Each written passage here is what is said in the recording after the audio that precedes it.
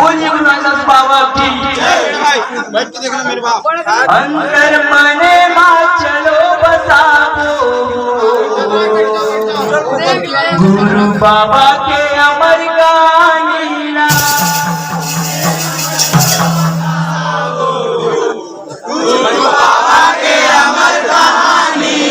अंतर मने मा चलो बसावो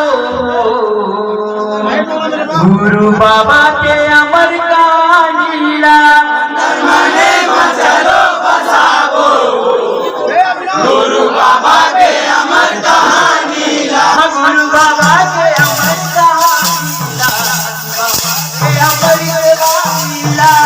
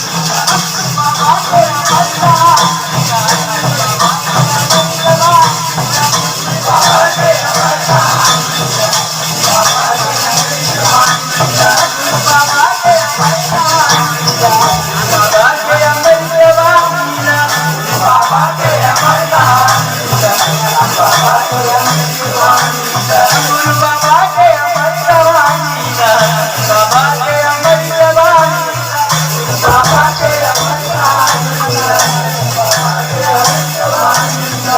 समझाओ ना मैं चला रे, मोरा ये बता रे, बाबा के अमर जवानी ला, बाबा के अमर जवानी ला। मनोला ये बता रे, मनोला ये बता रे, बाबा के अमर जवानी ला, बाबा के अमर जवानी ला, बाबा के अमर जवानी ला, बाबा के अमर गुरु बाबा के अमर जवानी